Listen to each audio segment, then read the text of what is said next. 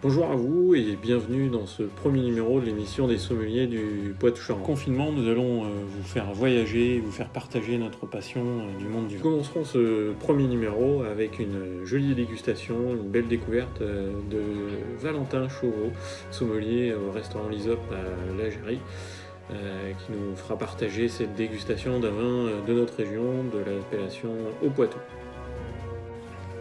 Nous poursuivrons l'émission avec Édouard de la maison Brachtat en Charente qui nous fera découvrir sa maison de cognac tenue depuis 5 générations par la même famille.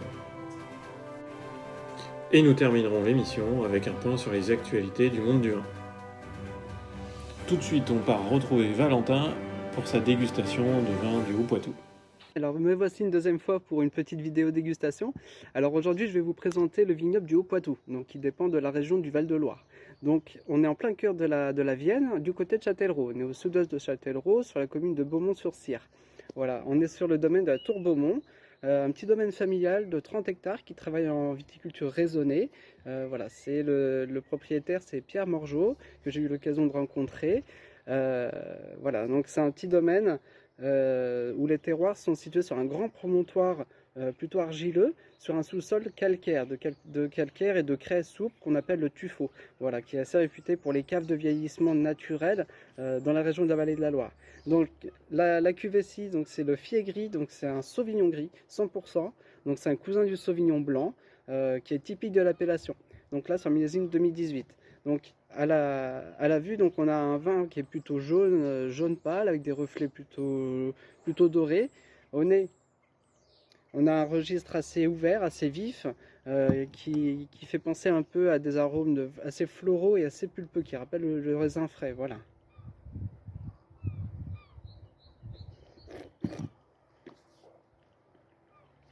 En bouche, on a une belle vivacité, une belle tension. On a sur le milieu de bouche un fruit qui est très fin, qui est très délicat, qui vient s'installer gentiment, qui rappelle un petit peu les fruits du verger. Donc j'entends par là la pomme, la poire, voilà, le côté assez pulpeux. Et la fin de bouche est assez droite, assez vive, avec un côté un petit peu appétant, qui donne envie d'y retourner.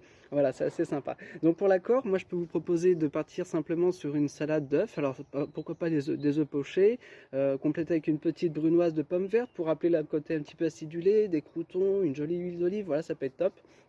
Après, un assortiment de cuisine un peu japonaise, je pense notamment au sushi, au maki, ça peut être très intéressant aussi. Et pourquoi pas, après, aller sur de la volaille. Alors un filet de volaille peut-être sauté, servi avec juste une sauce crème. Ça peut être vraiment sympa aussi. Voilà, bon en attendant, je vous souhaite une belle journée et puis une belle soirée, un bel apéro. À plus tard.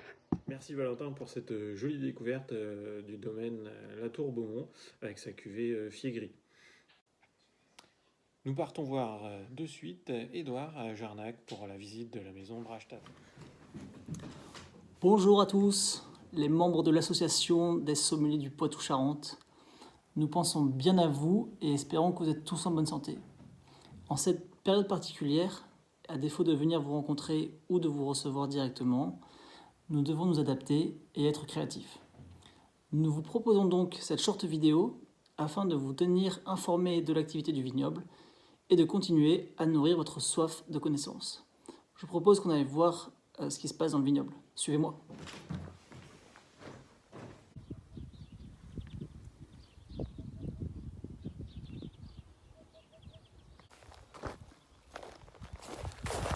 Nous sommes ici à Triac, au cœur des fins bois, et je vais vous montrer l'évolution de la vigne.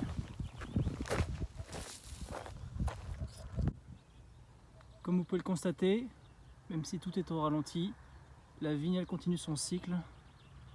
Le débourrement a eu lieu, les premiers bourgeons sont là, et on voit les premières feuilles aussi qui apparaissent.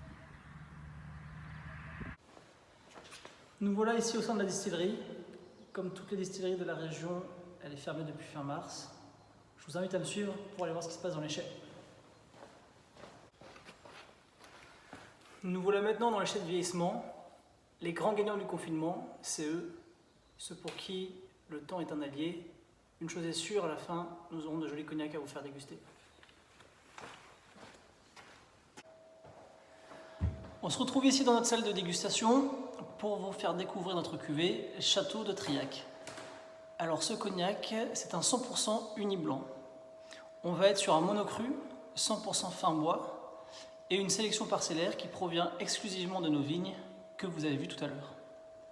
C'est un cognac qu'on va faire vieillir dans des vieilles barriques afin de ne pas trop marquer l'eau de vie par le bois et vraiment garder toute la fraîcheur et le fruité du cognac. C'est un cognac qui va vieillir en moyenne entre 4 et 8 ans. Voilà, c'est déjà la fin. Nous espérons que vous avez apprécié ce format. Nous pensons bien évidemment à vous, à vos équipes, et nous espérons vous retrouver rapidement dans vos établissements afin de partager de belles découvertes ensemble. Restez chez vous, prenez soin de vous, et à bientôt. Merci Edouard pour cette jolie visite, ça donne vraiment envie de venir chez vous pour déguster tous vos cognacs. Maintenant c'est parti pour le point sur les actualités du monde du vin. Première info assez cocasse, Corona met de vin dans sa bière pour sortir une bière qui va s'appeler Corona Vinus. Toujours en lien avec la pandémie que nous vivons actuellement, en Australie, il est interdit d'acheter plus de 12 bouteilles de vin à la fois et 2 packs de bière, soit 24 bouteilles. Depuis le 27 mars, vous pouvez voir désormais sur Netflix les vignes de Bourgogne dans le film américain Le goût du vin. Voilà, c'est donc terminé pour cette première émission. J'espère que vous avez passé un bon moment, que ça vous a plu. Je vous dis à bientôt et surtout, restez chez vous.